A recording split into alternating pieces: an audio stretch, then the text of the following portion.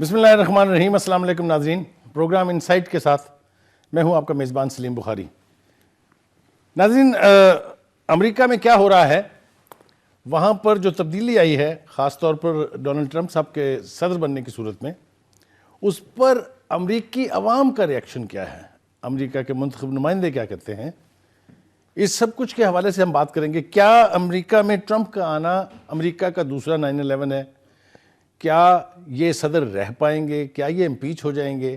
یا اور بہت کچھ ہو سکتا ہے۔ امریکہ کی ہسٹری اٹھا کے دیکھیں تو وہاں تو بہت کچھ ہو جاتا ہے۔ ہم کسی ایسے واقعے کی دعا نہیں کر رہے ہیں، لیکن امریکہ اور امریکہ کے عوام کیسے جان چھڑائیں گے ٹرمپ سے، یہ تو ابھی آنے والے دنوں میں ہمیں پتہ چلے گا۔ اب تک جو کچھ انہوں نے کیا ہے وہ میں ابھی اس کی کچھ جھلکیں آپ کو دکھاتا ہوں، لیکن اس سے پہلے میں اپنے مہمانوں کا تعارف آپ سے کرا دوں۔ میرے ساتھ تشریف رکھتے ہیں خالد محمود رسول صاحب۔ آپ پیشے کے اعتبار سے پولیٹیکل اکانومسٹ ہیں، لیکن پورے جو عالمی امور ہیں، جو انٹرنیشنل ریلیشنز ہیں، اس کے اوپر ان کی ایک رائے ہوتی ہے جس کو ہم سب احترام کرتے ہیں، بڑی کنوکشن کے ساتھ بات کرتے ہیں۔ ان کے ساتھ تشریف رکھتے ہیں سلمان عابد صاحب، یہ بھی ہمارے ریگولر پینلسٹ ہیں، اکثر آپ دیکھتے رہتے ہیں تمام چینل جتنے بھی ہیں وہاں یہ اپنی رائے کا اظہار کرتے ہیں، بڑی کنوکشن کے ساتھ بولتے ہیں۔ بیسیکلی پاکستانی ہیں اور پاکستانی ہونے کے حوالے سے ہم ان سے جو توقع رکھتے ہیں اس کے اوپر وہ پوری طرح سے پورا اترتے ہیں۔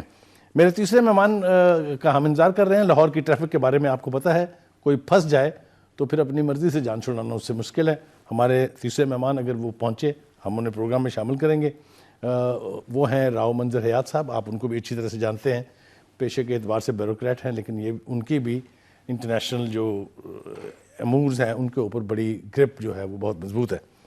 تو لیکن اس سے پہلے کہ میں اپنے مہمانوں کی طرف پلٹوں، ہم آپ کو ایک ویڈیو دکھائیں گے۔ ایک امریکی کانگریس میں ایک شخص کھڑا ہے جس کا غالباً ریپبلکن سے تعلق ہے، وہ ٹرمپ کے آنے کو، ٹرمپ کے الیکشن کو، ٹرمپ کے ہوتے ہوئے امریکہ کو خدشات کے حوالے سے کیا کہتا ہے، ذرا یہ ویڈیو دیکھیے۔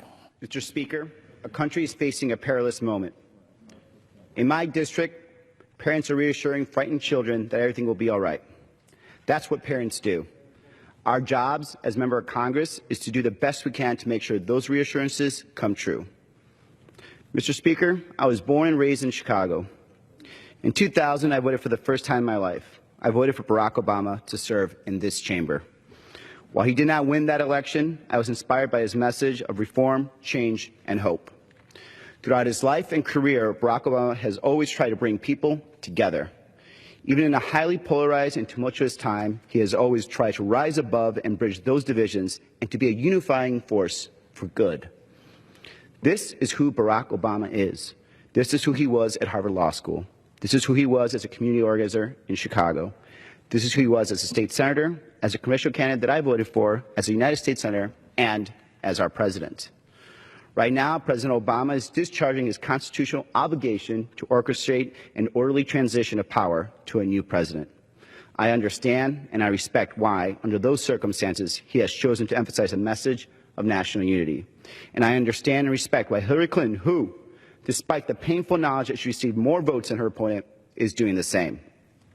But I feel that I have an obligation at this moment, as do many colleagues in this House. I have a duty to tell the truth about Donald Trump. We cannot treat him like any other politician or even like any other Republican, because he is not. Trump represents something much more dangerous. And while none of us want to be in this case, we have a duty to treat him like the threat that he is, a threat to our values, a threat to our people, and a threat to our national identity. Donald Trump is 70 years old, and it's unrealistic to expect him to change at this moment in time. Donald Trump is a sexual predator who brags about grabbing women without their consent. To date, he has been accused of sexual assault by nearly a dozen women. Donald Trump is a demagogue. His political mentor was Roy Cohn, Senator Joseph McCarthy's right-hand man. No surprise that Donald Trump burst onto the national conservative scene by peddling a racist, birther conspiracy, questioning whether President Barack Obama, was even an American. To refrain from engaging in personalities towards the president-elect. Duly noted. Donald Trump is a bigot.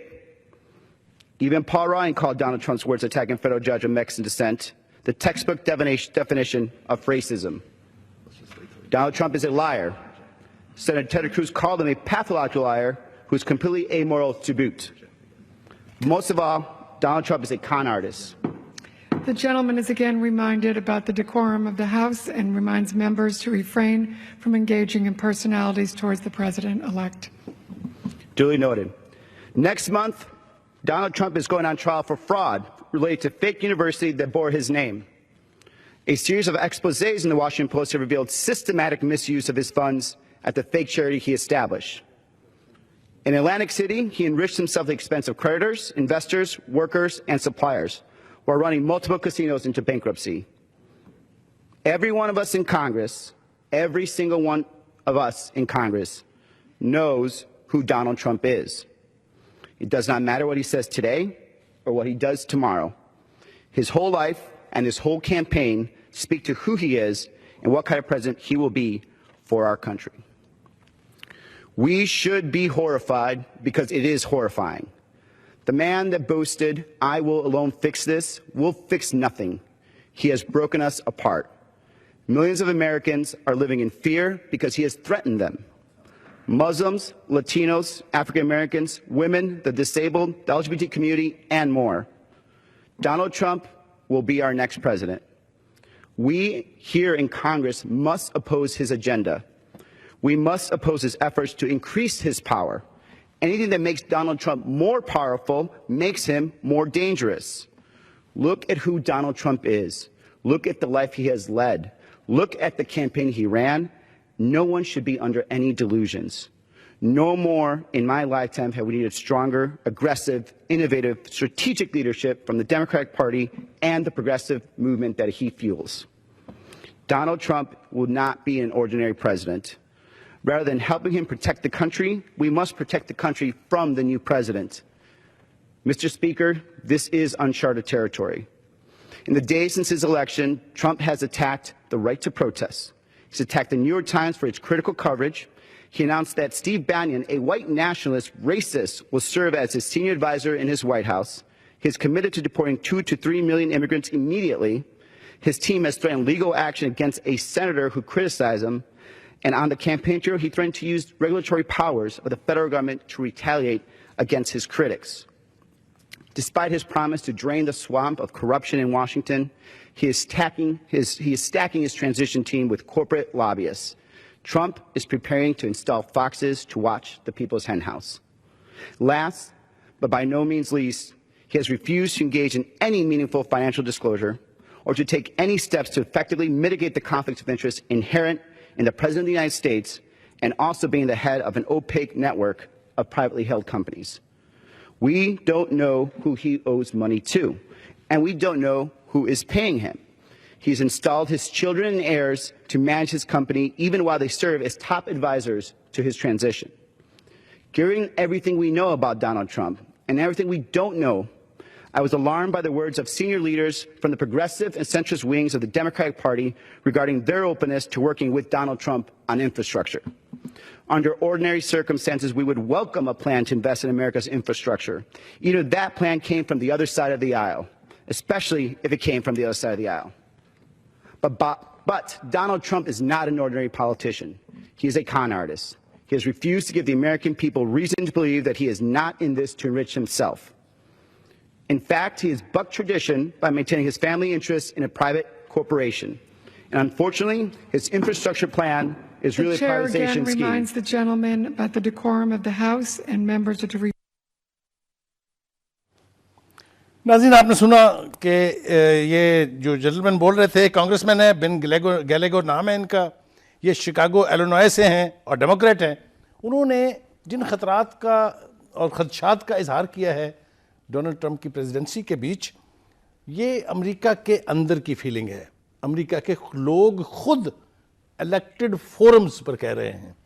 बाहर America के बारे में क्या कहा जा रहा है उस तक तो शायद मेरा ख्याल है बात इस प्रोग्राम में ना पहुंच पाए, इसलिए कि खुद अमेरिका के 40 से ज़्यादा शहरों के अंदर जो मुजाहरे हो रहे हैं, खुद वाइट हाउस के सामने हर रोज़ जो मनाज़र देखे जा रहे हैं, मुख्तलिफ कौमियतें, मुख्तलिफ अक़लियतें, जिसको देखो वो सरापा एहतजाज बना हुआ है।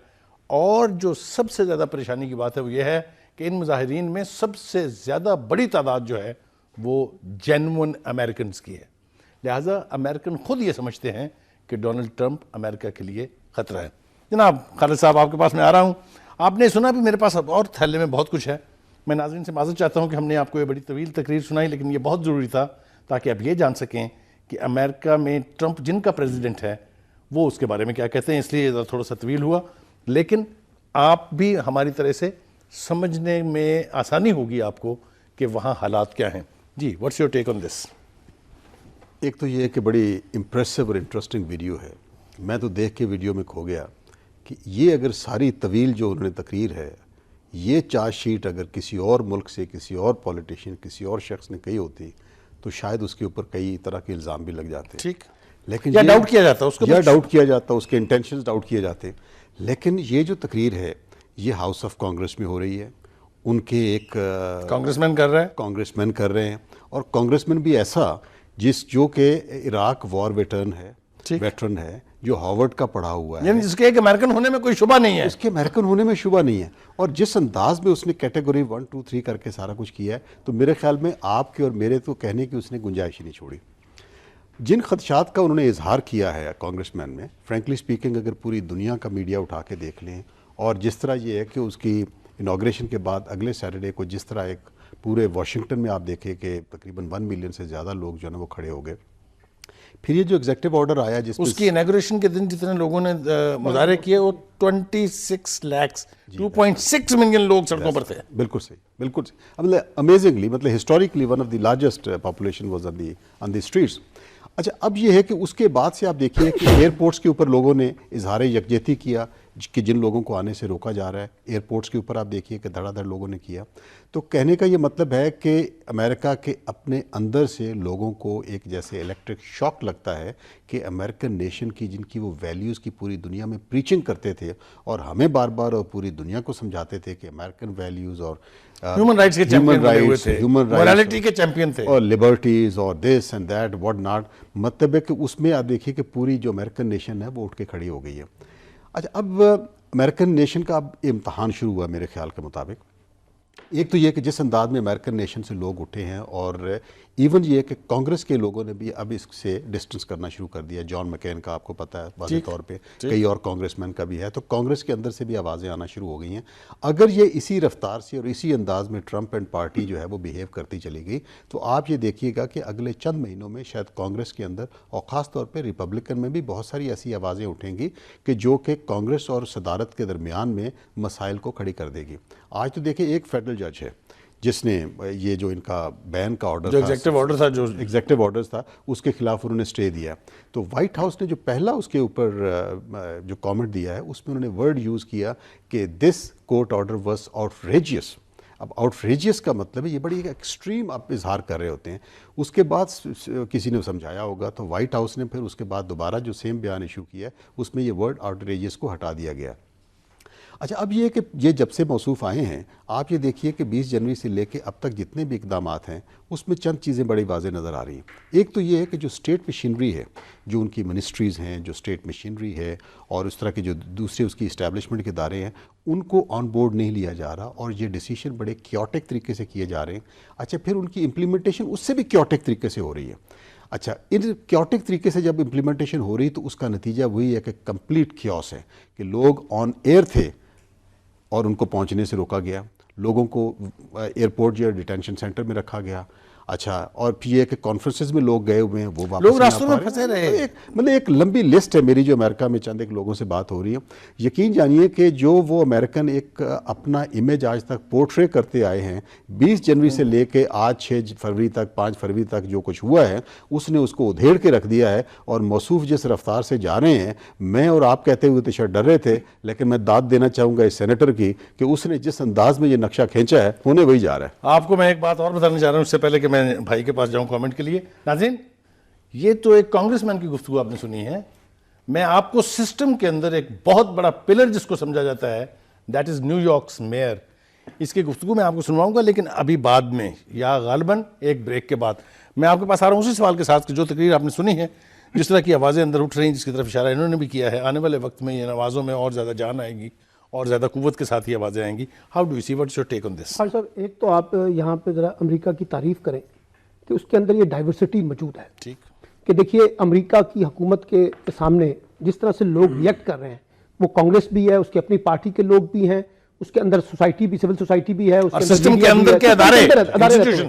ابھی آپ نے میئر کی بات کی ہے، ایک تو یہ خوبی ہے کہ وہاں ہاں جی اٹارنی، یہ تو خوبی ہے کہ امریکہ کے اندر اگر کوئی چیز ایسی ہو رہی ہے جس کے اوپر لوگوں کی ریزرویشنز ہیں تو وہ انسٹیٹیوشنز کے اندر وہ سپیس ہے جو ایک ڈیموکریٹک کانٹیکس میں ہمیں اس کو اپریشیٹ کرنا چاہیے. ایک بات تو یہ ہے. دوسری بات یہ ہے کہ دیکھیے انہوں نے 7 ملکوں پہ پابندی لگائی جو مسلم کنٹریز ہیں. عمومی طور پہ ہمارے یہاں یہ ہوتا ہے کہ اس کا ایک ریئیکشن الٹا مسلم کنٹریز کے اندر آتا ہے اور ہم سمجھتے ہیں کہ یہ معاملہ شاید اسلام کا اور اس کا ہے.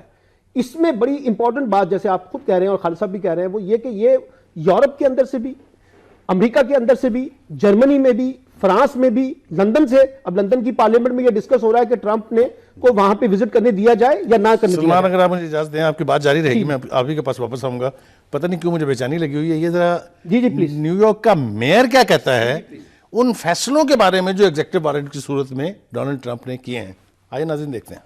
Here's my promise to you as your mayor. We will use all the tools at our disposal to stand up for our people. If all Muslims are required to register, we will take legal action to block it.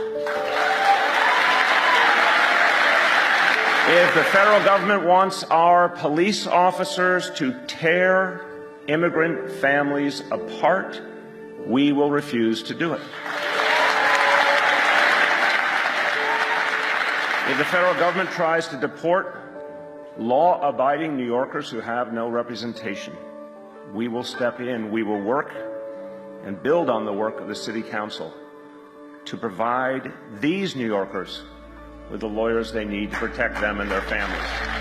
If the Justice Department orders local police to resume stop and frisk, we will not comply.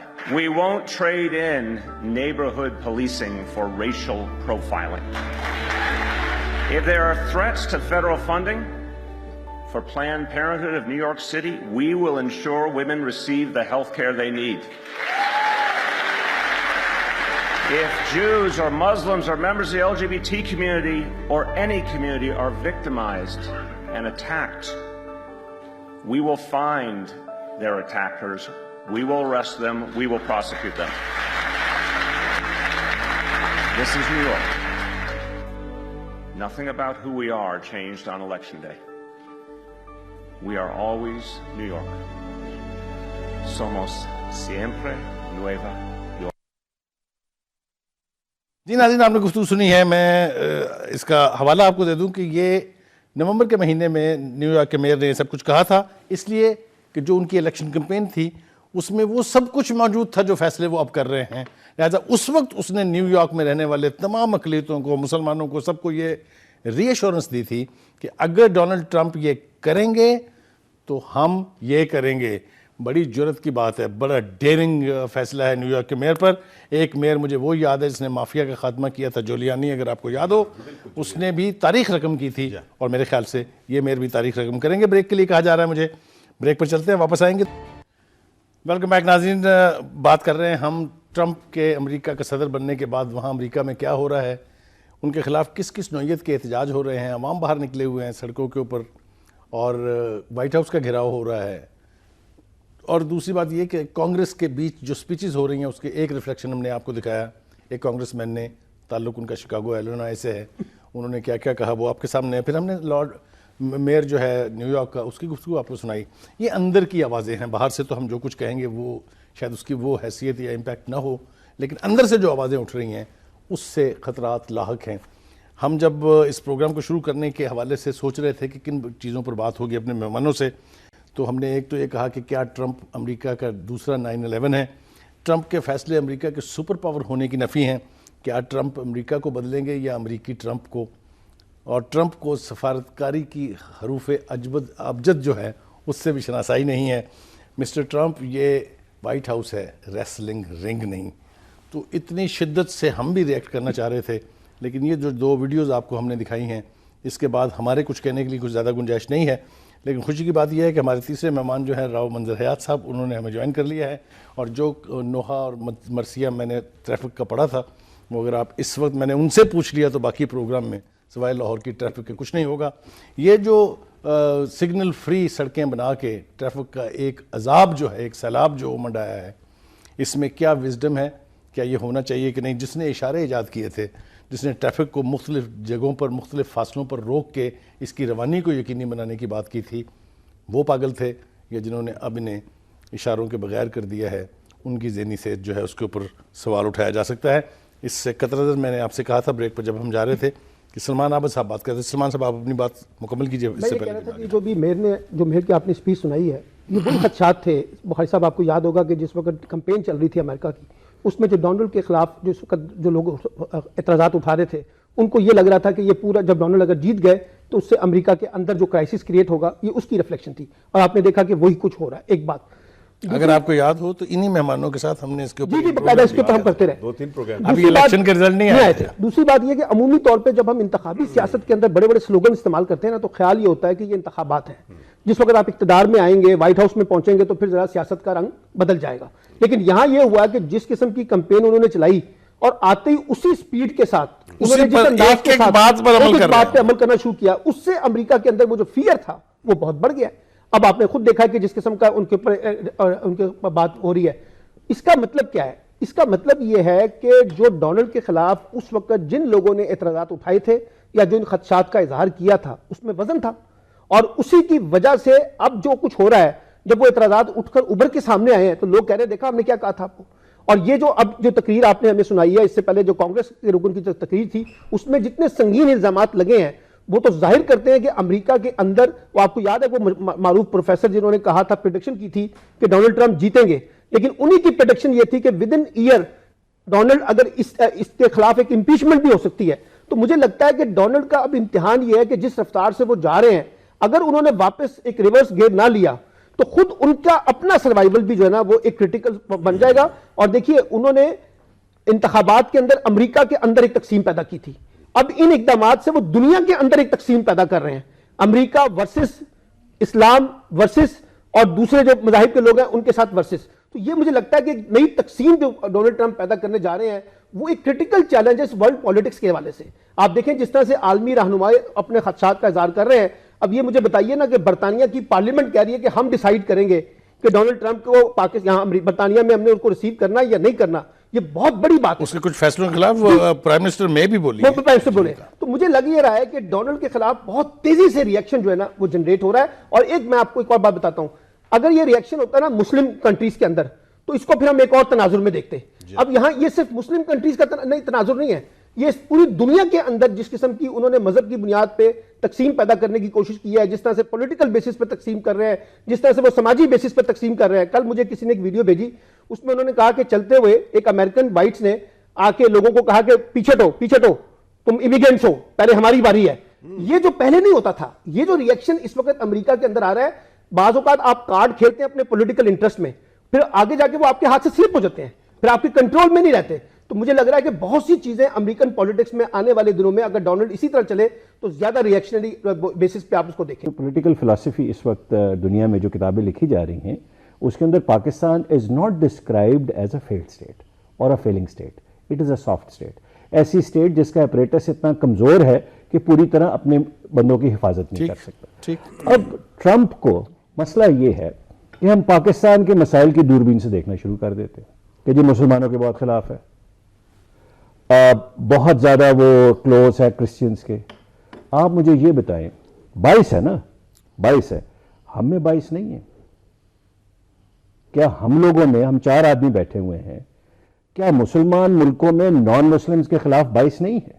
آپ سے جسارت کے ساتھ اگر آپ جی آپ مجھے بتائیں کہ پاکستان کے کس پریزیڈنٹ نے آ کے کہا تھا کہ کرسچنز کو یا ملک سے نکال دیں یا کرسچنوں کا داخلہ بند کر سر دیں؟ میں یہ عرض کروں گا، آپ بالکل صحیح فرما رہے ہیں، لیکن آج تک آپ کے کانسٹیٹیوشن میں لکھا ہوا ہے کہ نان مسلم آپ کا صدر نہیں بن سکتا، it is a discrimination. Non مسلم آپ کا پرائم منسٹر نہیں بن سکتا، اٹس اے ڈسکریمنیشن۔ نان مسلم آپ کا گورنر نہیں بن سکتا، اٹس اے ڈسکریمنیشن۔ آپ کے پاس 20% جب قائد اعظم نے ملک بنایا تھا، اسلامک جمہوریہ پاکستان اسی ملک کا نام ہے نا جی میں یہی عرض کر رہا ہوں کہ آپ نے اپنی مائنورٹی دیکھیں، پریکٹیکل ریالٹی چیک کی بات کرو، 20% مائنورٹی تھی جب قائد اعظم نے ملک بنایا تھا، ان کے منسٹرز بھی نان مسلم تھے، ان کے شیفز تک جو وہاں وہ بھی ان میں کرسچن تھے. آپ نے اس کو سکیڑ کے 3, 4, 5, 6% کر دیا, باقی سارے بھاگ گئے. پہلے ہمیں سیلف انالیسز کرنے کے بعد, آج بھی میں نام نہیں لوں گا کسی مذہب کا, وہ بہت آبویس ہو جاتا ہے, آپ برتن تک تو الگ رکھتے ہیں اور اس کے بعد آپ نعرے مارتے ہیں کہ جی ہم بالکل مساوات کرتے ہیں. تو سر اس نے وائٹ امریکن کے جو جذبات ہیں اس کو زبان دی ہے, اور وہ باقاعدہ زبان دینے کے بعد اسے پریکٹس کر رہا ہے.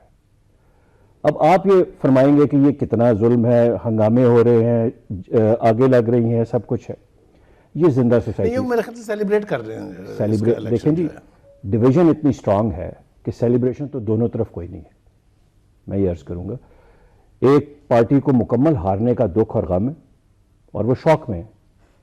ان کی جو ٹاپ لیڈرشپ ہے وہ مکمل شوق میں ہے ڈیموکریٹس کی. انہیں سمجھ نہیں آ رہی کہ ہاؤ ٹو بیہیو, کیونکہ وہ تو جیت چکے تھے اپنی طرف سے. اور ریپبلکنز میں کیونکہ یہ بندہ جو ہے اس کی پالشڈ بیوروکریسی میں اس کی ان روڈز نہیں ہے. He has never served in government, he is a businessman. In fact he is realtor, real estate کا آدمی ہے. وہ اس کے ساتھ ٹیم جو اس نے لی ہے, آپ کو اس پہ فوکس کرنے کی ضرورت ہے تاکہ آپ کو یہ پتا چلے کہ یہ کہاں سے انپٹ لے رہا ہے اور یہ جو بات کر رہا ہے یہ کیوں کر رہا ہے. اس میں بھی ہمارے لیے خیر کی توقع ذرا کم ہی ہے, اس لیے کہ اگر if we play our cards correctly, if we play our cards correctly, کے استعمال کے بارے میں بہت ہماری پاس آؤں اپرچونٹی گا. ہے. میں ذرا سلمان عابد صاحب کے پاس معذرت کے ساتھ آ رہا ہوں واپس, اس لیے کہ ان سے ہمیں بات کرنی ہے. آپ نے گفتگو سنی ہے, میں نے جو جن خدشات کا اظہار کیا تھا راؤ صاحب کے بارے میں وہ انفاؤنڈڈ نہیں تھے, مگر سب سے اچھی بات یہ ہے کہ یہ زیادہ اس لیے پیارے لگتے ہیں کہ ایک آدمی جو ہے وہ مین اسٹریم سے ہٹ کے ذرا تھوڑی سی اپنی کنوکشن کے ساتھ جو بات کرتا ہے, یہی خوبصورتی اور یہی حسن ہے ان کا. اور یہی شاید اس پروگرام کا اگر کوئی اچھا پہلو اگر ہے وہ یہ کہ ہر آدمی آزاد ہے اپنے انداز سے گفتگو کرنے کا, اپنی مرضی سے بولنے کا, کوئی مینڈیٹ, کوئی بریف, کوئی کچھ کسی کو نہیں دیا جاتا. اور یہی میرے لیے بھی ایجوکیشن کا باعث ہے کہ مجھے بہت سے مختلف ویوز کے ساتھ ایک چیز کو جانچنے پرکھنے کا موقع ملتا ہے. آپ مجھے یہ بتائیے گا کہ یہ 7 ملکوں کے اوپر پابندی لگا دی انہوں نے. کچھ لوگوں کا خیال تھا کہ پاکستان کا بھی نام تھا اور لاسٹ منٹ پہ نکالا اس لیے کہ ابھی یہاں نیٹو کی فورسز موجود ہیں افغانستان میں, ان کا انٹرسٹ ابھی ہے, لیکن دھمکی ومکی جو ہے وہ ہمیں ان کی طرف سے آتی جا رہی ہے. وٹ ڈو یو تھنک ہمیں ایکسپیکٹ کرنا چاہیے ڈونلڈ ٹرمپ اور اس کی ایڈمنسٹریشن سے کہ آنے والے دنوں میں ہمارے ساتھ کیا سلوک ہونے جا رہا ہے؟ لیکن ایک جو 2 مور کا مطالبہ وہ ہمیشہ سے پہلے اوباما انتظامیہ کرتی رہی ہے. اس دفعہ بھی ٹرمپ جو ہے وہ بڑی شدت کے ساتھ, جیسے ان کی انتظامیہ نے ہمیں کہا کہ اگر آپ نے حافظ سعید صاحب کے بارے میں اور دوسرے لوگوں کے بارے میں ایکشن نہ لیا تو ہم آپ کو بھی اس فہرست میں شامل کر سکتے ہیں. تو ایک قسم کا تھریٹننگ تو انہوں نے ہمیں دے دی ہے. ایک بات, اسی کا ریئیکشن بھی آپ نے دیکھا کہ ہم نے حافظ سعید صاحب کو نظر بند بھی کر دیا ہے اور ہم نے کہا کہ ہم اس کام کو آگے لے کے چل رہے ہیں. دوسرا ایک بات ذہن میں رکھیے گا جو میں اکثر آپ کے پروگراموں میں کہتا ہوں کہ ڈونلڈ ٹرمپ کی کمپین کو جو رن کیا ہے, سپورٹ کیا ہے اس ریجن کے اندر ہندوستان نے. ہندوستان کے جو انٹرسٹ ہیں پاکستان کے بارے میں وہ آپ کو مجھ سے زیادہ پتہ ہے. اور یہ جو بھارت اس وقت کوشش کرے گا کہ ٹرمپ انتظامیہ کے ساتھ مل کر پاکستان پر جو دباؤ کی کیفیت ہے اس کو اور بڑھایا جائے. اور یہ جو حافظ سعید کا معاملہ ہے یہ آپ کو بظاہر آپ کو پتا ہے کہ سارا کا پیورلی انڈین کانٹیکسٹ کے فریم ورک میں اس کو دیکھنے کی ضرورت ہے. تو اس لیے مجھے لگتا یہ ہے کہ پاکستان کے اوپر ایک نیا پریشر تو بڑھے گا, کیونکہ پاکستان بھی ایکسپیکٹ یہی کر رہا تھا جو باقی دنیا کر رہی تھی کہ شاید ہیلری کلنٹن الیکشن جیت جائیں گی. تو ٹرمپ کا جیتنا جو ہے اس کے اندر ایک نئی انگیجمنٹ بھی تو ہوئی ہے نا دنیا کی پالیٹکس میں. اور اس لیے میں یہ کہہ رہا ہوں کہ آنے والے دنوں میں اب ایک طرف ہم جا رہے ہیں پاک امریکہ کے کانٹیکس ریلیشن شپ میں دیکھ رہے ہیں, دوسری طرف ہم پاک چائنا کی کانٹیکس میں بھی دیکھ رہے ہیں. وہاں پہ بھی وہ تمام چیزیں کہ ہمیں کہاں اپنے آپ کو اپنا وزن زیادہ ڈالنا ہے اور کہاں نہیں ڈالنا ہے. تو اس لیے مجھے لگ رہا ہے, اور خاص طور پہ جو ایکسٹریمزم کا ایشو ہے, انتہا پسند, لیکن ایک چیز بڑی مشترکہ ہوئی ہے. اوباما انتظامیہ نے بھی کہا تھا جب آئے تھے, آپ کو یاد ہے, انہوں نے کہا تھا میں تبدیلی کے نام پر آیا ہوں, لیکن ساری توجہ ان کی ایکسٹریمزم کے اوپر لگی, دہشت گردی کے اوپر لگی. انڈیا میں بھی اوباما نے کہا کہ میں ایک نیا ہندوستان بنانے آیا ہوں اکنامک, اور اس کے اوپر اس پر جتنی لوگوں نے انویسٹمنٹ کی وہ اکنامک کانٹیکس میں کی, لیکن وہ آ کے ہندوتا کی سیاست میں پھنس گئے. انہوں نے بھی کہا کہ میں اکنامک ایجنڈے کو ریوائیو کرنا چاہتا ہوں, ابھی جیسے راؤ صاحب کہہ رہے تھے کہ وہ جو وائٹس ہیں ان کے بارے میں, لیکن وہ لگ گئے ایک نئی تقسیم کے اندر. تو یہ ایک پرابلم پیدا ہوگا کہ جو امریکن اسٹیبلشمنٹ بھی ہے انہوں نے بھی اس کو وہی ایجنڈا جو انتہا پسندی اور ایکسٹریمزم کے کانٹیکس میں دیا ہے, دہشت گردی کے کانٹیکس میں, جس کو اس نے اس کو فورس کیا ہے. تو مجھے یہ لگ رہا ہے کہ آنے والے دنوں میں بھی جو ریئیکشن ہے, جو ڈیوائیڈ ہے, وہ امریکہ کے اندر اور امریکہ سے باہر, اگر ڈونلڈ ٹرمپ کو کسی طریقے سے ریئلائزیشن نہ ہو سکی اور جس انداز سے وہ آگے بڑھنا چاہ رہے ہیں. اور دوسری بات یہ جو انہوں نے کہا نا کہ جی کہ وہ جو ان کے وائٹس ہیں وہ بڑے مطمئن ہیں, دیکھیے وقتی طور پہ وہ بڑے مطمئن ہیں, لیکن آگے جا کے جو ڈیوائڈ ہوگا نا اس کی امپلیکیشن جو ہے وہ ان کو وائٹس کو بھی دیکھنی پڑے گی. آپ اس کو نظر انداز آسانی سے نہ کریں, کیونکہ اگر تقسیم پیدا ہوگی تو پھر تقسیم اپنا ایجنڈا خود ڈیولپ کرتی ہے. تو مجھے لگ رہا ہے کہ آنے والے دنوں میں امریکہ کے اندر خاص طور پہ ڈونلڈ ٹرمپ کا جو ایجنڈا ہے وہ ڈٹرمن کرے گا within America and outside the America ہم کیسے اس کو لے کے چلتے ہیں. اس لیے, اور یہ جو 7 ممالک جن کا آپ نے ذکر اس میں ہوا ہے, اس کے علاوہ اگر کوئی دوسری فہرست بھی آتی ہے, کوئی اور ممالک بھی آ جاتے ہیں, پاکستان نہیں آتا, کوئی اور ممالک بھی آتے ہیں, تو اس کا تو ریئیکشن ہوگا نا. ایران نے تو فوری طور پہ ریئیکٹ کیا ہے.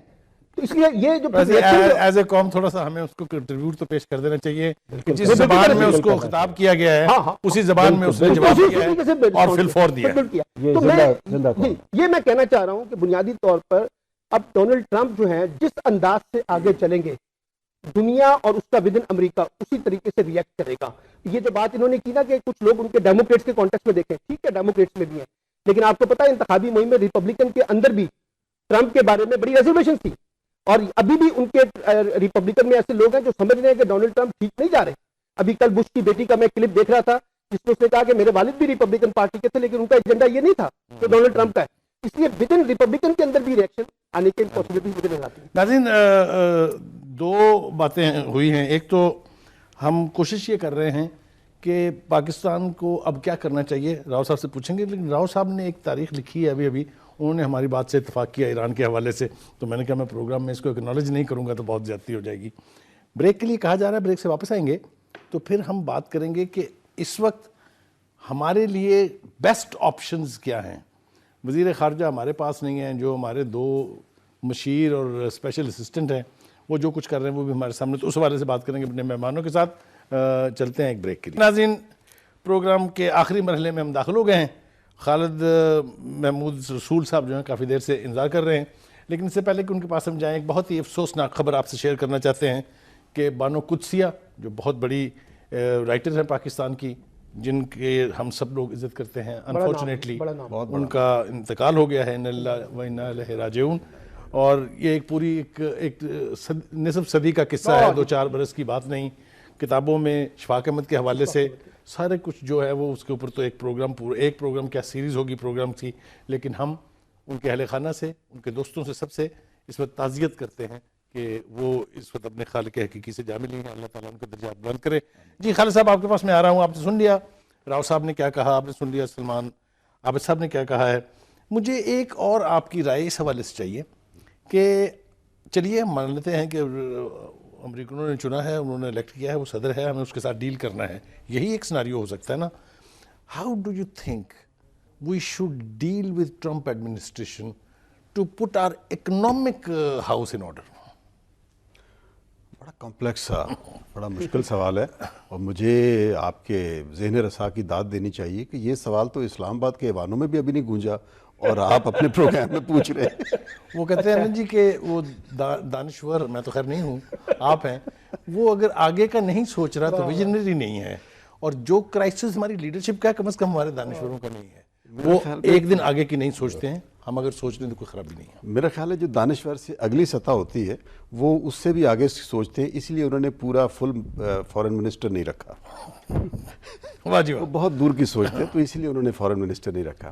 جی coming back to this thing, دیکھیں جی, یہ امریکی تاریخ میں یہ پہلی دفعہ یہ جس طرح کے صدر آئے ہیں اور جس طرح کے اپنا یہ اقدامات ہو رہے ہیں, یہ دنیا ایکسپیرینس کر رہی ہے اس کو. اچھا, اب جتنے بھی ان کے ایگزیکٹو آرڈرز آئے ہیں ان میں سے زیادہ تر آرڈرز میں دیکھا جائے تو ان کی اپنی جو اسٹیٹ منسٹریز ہیں وہ آن بورڈ نہیں ہیں, وہ نیگوشیشن کے یا اس کے جو پیسیفک ٹریڈ والا جو آپ نے کئی ہفتے پہلے میرے پروگرام میں کہا تھا کہ یہ اڑا دیں گے, وہ اڑا دی, وہ اس پروسیس میں شامل نہیں ہیں. اب یہ ہو رہا ہے کہ انٹرنیشنل کمیونٹی کو, اچھا ان صاحب کا اپنا ایکسپیرینس نہیں ہے ڈپلومیسی کا, اچھا پھر ڈپلومیسی کو یہ سیکھنے اور سمجھنے میں بھی نہیں چاہتے. کیوں نہیں چاہتے کہ انہوں نے اپنا جو سیکریٹری آف اسٹیٹ اپوائنٹ کیا ہے وہ ایک آئل کمپنی کے سی ای او کو اٹھا کے کر دیا ہے, یا تو یہ کہ اس لیول کا اگر بیوروکریٹ لے آتے, سفارتکار تو سب سمجھ میں آتی کہ جو ان میں خامیاں یا کوتاہیاں ہیں, یہ ویکنیسز ہیں, اس کو پورا کرنا چاہتے ہیں. تو انہوں نے وہ بھی نہیں کیا, وہ اٹھا کے انہوں نے ایک سی ای او جو لے آئے جس کے سب سے زیادہ تعلقات جو ہیں وہ رشیا سمیت باقی جگہوں پہ بھی رہے ہیں. تو ایک ڈیفیسٹ نظر آ رہا ہے کہ وہ انٹرنیشنل کمیونٹی کے ساتھ جو امریکہ کی ایک روایت رہی ہے being new global world order کے لیڈر ہونے کے ناطے کہ وہ جس طرح کی ایک رسپانسبل بیہیو کرتے رہے ہیں اسے ہم اگری کریں یا نہ کریں، لیکن انہیں جو ڈپلومیٹک پوائسچر رہا ہے یہ ایبسولیوٹلی اسے 360 ڈگری کا شفٹ ہے. یہ اتنا بڑا شفٹ ہے کہ اینگلا مرکل جیسی جو بڑی ہی دھیمے مزاج کی ہیں اور یورپ کی سب سے بڑی اچھی لیڈر بھی ہیں، ان کے بارے میں جس طرح کا انہوں نے کامنٹ دیا، پھر ان کو ریبٹل کرنا پڑا، اور ان کے ساتھ جو ان کی پہلی ٹیلی فونک کنورسیشن ہے اس کا اسکرپٹ پڑھ کے دیکھے تو طابق روشن ہو جاتے ہیں. آسٹریلی پرائم منسٹر کے ساتھ کیا جی میں ادھر آ رہا ہوں. تو شی انسسٹڈ کہ جی ہمیں جنیوا ایکارڈ جو ہے، جنیوا کنونشن جو ہے اس کو رسپیکٹ کرنی چاہیے. تو موصوف نے الٹا سوال کیا کہ جنیوا کنونشن کیا ہے، تو انہیں پھر بتانا پڑا کہ جی یہ ہے جس پہ آپ سگنیٹری ہیں. اچھا پھر آسٹریلین پی ایم، آپ دیکھیں آسٹریلیا کے ساتھ بڑا پرانا ان کا ایک الائے چلا آ رہا ہے، اور صرف 1250 ریفیوجیز کا ایگریمنٹ ہوا تھا اوباما گورنمنٹ کے ساتھ، اور وہ بھی کافی لین دین کے بعد. تو جس انداز میں وہ گفتگو پروگریس کی ہے، اور یہ سب سے بڑی سپر پاور ہونے کے ناطے انہوں نے فون جس انداز میں رکھا ہے، پورے آسٹریلیا میں کورام مچ گیا کہ جی یہ بڑی بے عزتی کی بات ہے، and so on so forth. اچھا میکسیکو کے جو پرائم منسٹر ہیں وہ ان کو ملنے آ رہے تھے جمعرات کو، اور چند دن پہلے انہوں نے کہا کہ جی یہ دیوار بھی بنے گی اور یہ اس کے پیسے بھی یہ پڑیں گے.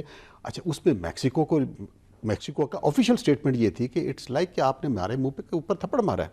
اچھا اب یہ پوری جو گلوبل کمیونٹی ہے یا کنٹریز ہیں سارے کے سارے، they are waking up to the new reality کہ اب جس انداز میں ڈیسیشنز ہو رہے ہیں وائٹ ہاؤس میں، کہ جس میں اسٹیٹ منسٹریز جو ہے نا وہ انوالو نہیں ہے اور ایک پرسن جو ہے نا فیصلے کر رہا ہے. So now the people are actually looking for it کہ how far this process will go. Ultimately دیکھیں، میں جس طرح آپ کے پروگرام میں بھی کہہ چکا ہوں کہ وہاں صرف صدر ہی نہیں ہے جس نے سارا فرد واحد میں چلانا ہے، ان کی ایک کانگریس بھی ہے، ان کی پورے جو باقی منسٹرز ہیں، پورا ایک سسٹم ہے اور چیکس اینڈ بیلنسنگ کا سسٹم ہے. ایک فیڈرل جج نے اٹھا کے اسٹرائک آف کر دیا کہ ٹیمپرری ریلیو کر دیا ہے پریزیڈنشیل آرڈر کو. اب دیکھنا یہ ہے کہ a person has done his level best، اور جو وہ کر رہا ہے اور آگے کرے گا، how the system is going to react وہ اب ہم نے دیکھنا. کچھ پارٹلی ہم دیکھ چکے ہیں، پبلک کس طرح اٹھ رہی ہے. جو آپ کا سوال ہے کہ ہم کس طرح کریں، میرے خیال کے مطابق we should be behaving in a very sensible responsible manner. Temper lose نہیں کرنا چاہیے، we should be remaining cool, اور یہ جو ایک طوفان کی کیفیت ہے 3-4 مہینے میں یہ سیٹل ڈاؤن ہو جائے، اور ہم اپنے نیشنل انٹرسٹ کے اوپر ہمیں کھڑے ہونا چاہیے. We should be vocal about it. ایک ٹیلی فون کال کے اوپر اور ایک سفارتی دھمکی کے اوپر ٹانگیں ہماری کانپنی نہیں چاہیے. We should stick to our core values and national interest. Perfect.